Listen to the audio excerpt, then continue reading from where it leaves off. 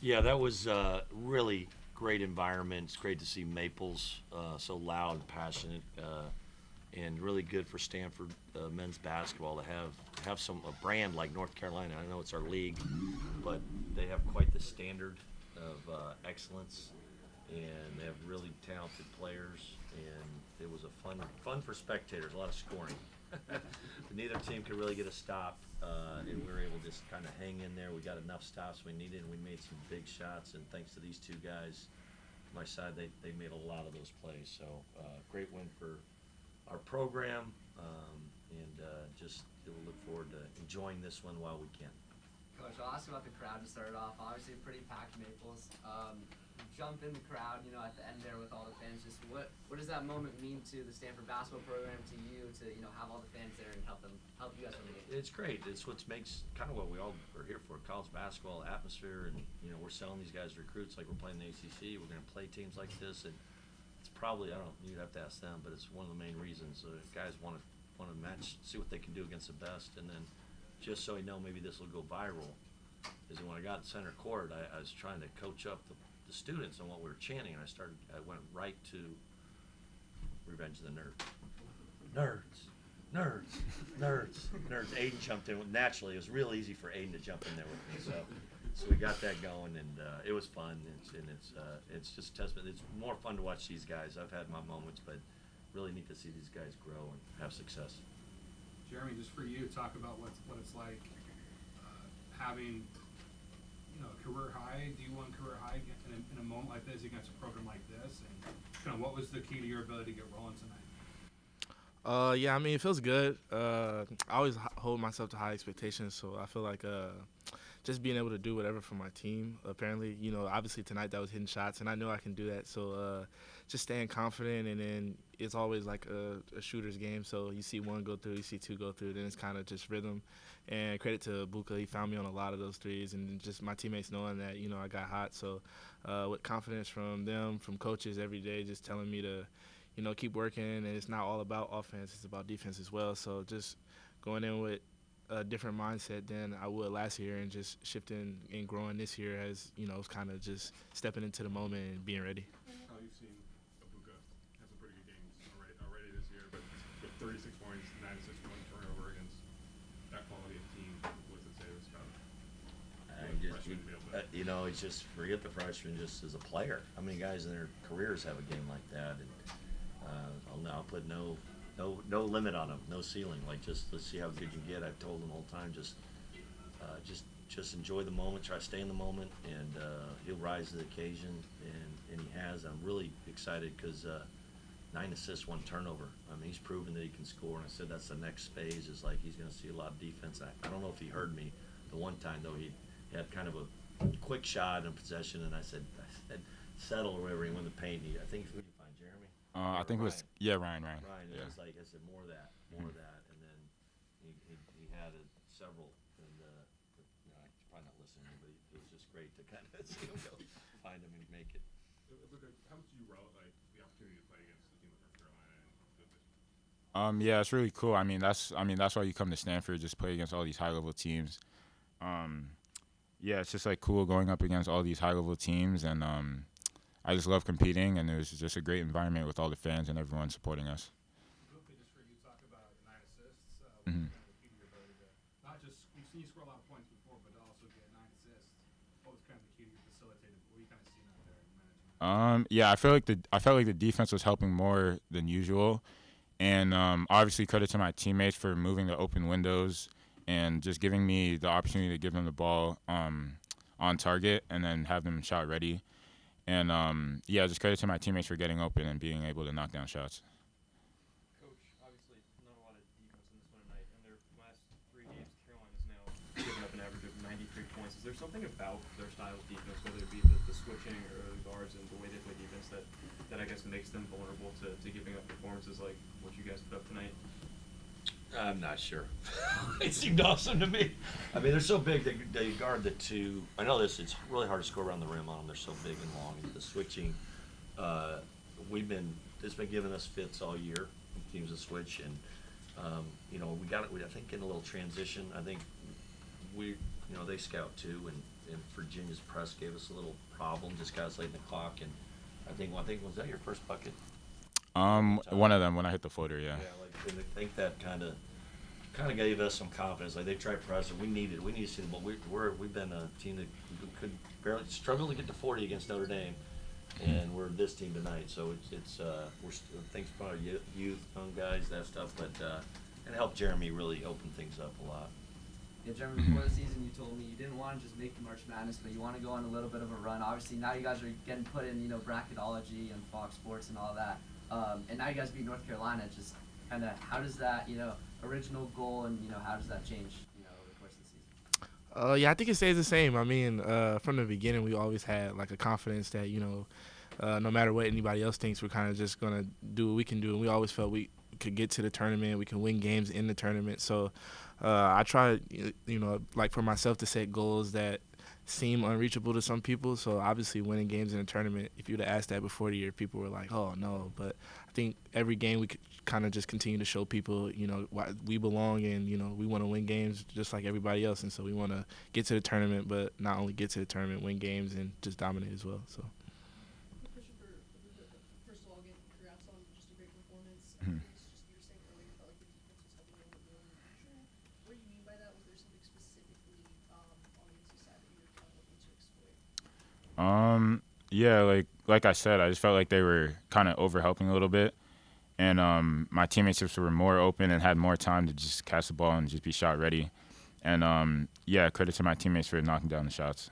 So. One for Coach really quick. I know that Caleb was in here earlier saying that he felt like you guys were getting a lot of success on a very similar kind of point set that you guys were running, getting a lot of just one-on-one action. Just wanted to get your perspective on that. If you could kind of break that down and maybe why you thought that was so effective. Our offense, it's pretty simple. Okay. I thought we had one of the best players in the gym tonight, and we just disguised a lot of different ways to get him with the ball, and try to get two on the ball with him. And I think that's the next step for him is to, like, they started blitzing, chasing a little bit, and he was willing to give it up. And we moved it. We made some extra passes, and some we've been emphasizing. It's good to see, and that can be contagious as well too. So I think we disguised a lot of those horns a lot of different ways where this guy had the ball and there's a screen or two behind it. So, you got to make shots to win games, and I'm really proud of our guys. Coach, how do you guys prepare for Duke on Saturday? We'll enjoy this one. We keep the same routine. There's nothing magic. These guys come in, their head knows what's coming. We'll do game review. Coach Shaw put us through there. I can tell you right now, we're going to see our free throw blockouts that we missed. Those were big and could have cost us the game. And then we'll probably walk through their stuff tomorrow and get some shots up, and we'll have our prep practice Friday, and it'll be again, hopefully make some more memories in Maples. It should be a good crowd, and it's neat that we've had this month has been good. We had a lot of special visitors today. We had Dr. Rice come out and see us, and President Levin came out, and some others, and it's good. So we're excited about this opportunity. No Chisholm tonight. Just what was the key you guys would like to win without him? This team's got a lot of heart, man. I'm telling you, and these guys, I love Chiz. These guys love him. The guy loves to play, and it kills him not to be out there.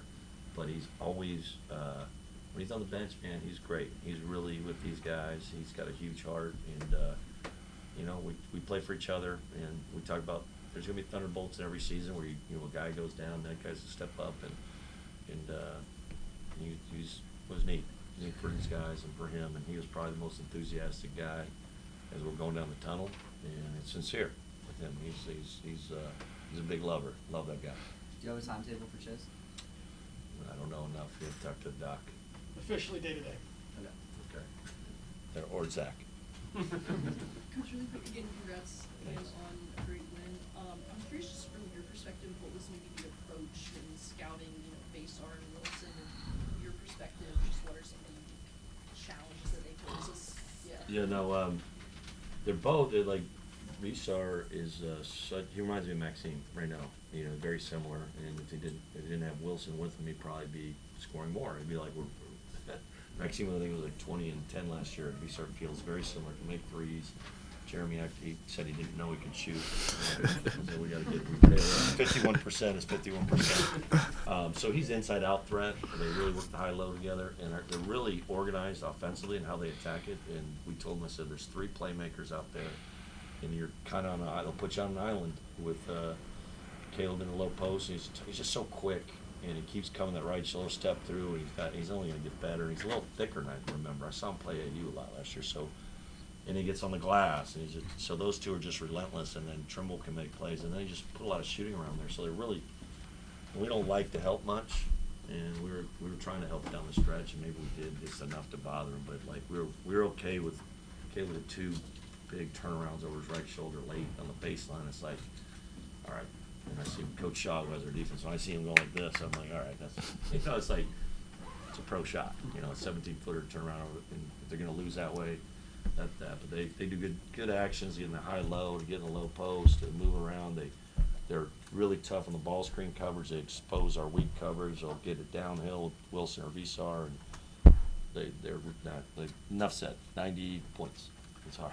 They scored 90. They put us in a lot of tough positions.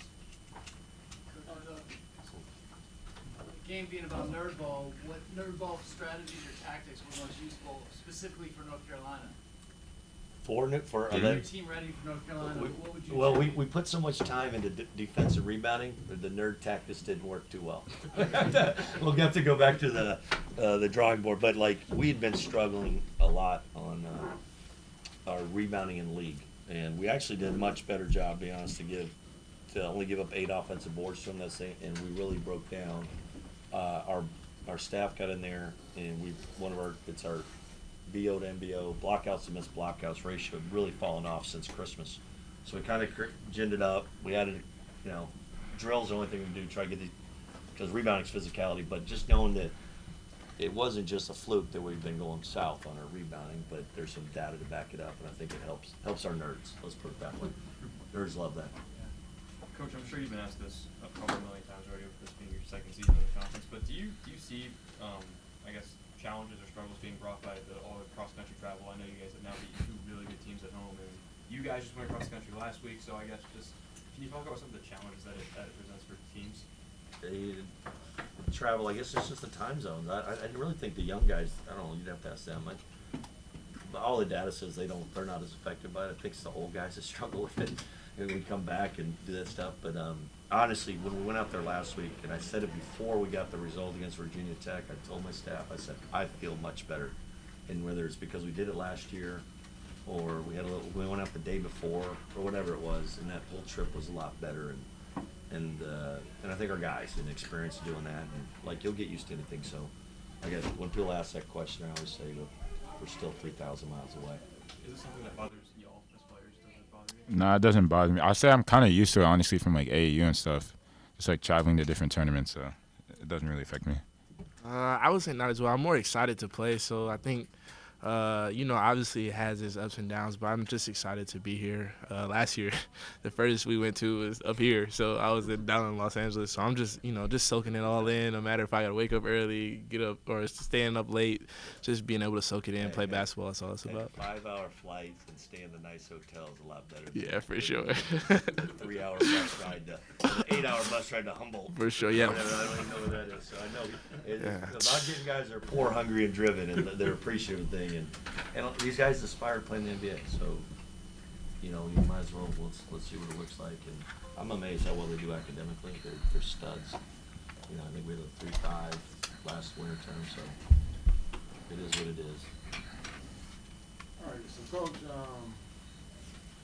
you guys are down by 12 in both halves. So what did you say to the guys to keep them motivated? Because you got it down to 2 at halftime, and then you're down by 12 in the second half. And managed to take the lead on Jeremy's jumper. So, what was said to them? I don't. They'd have to ask them. I don't think it changed much. So we're really just scrambling to find stops.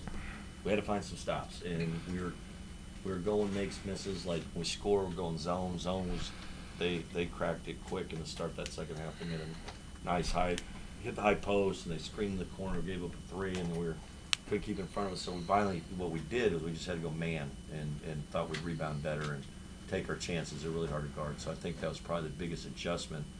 And like I said, Jeremy just really kind of carried us there, and they both did.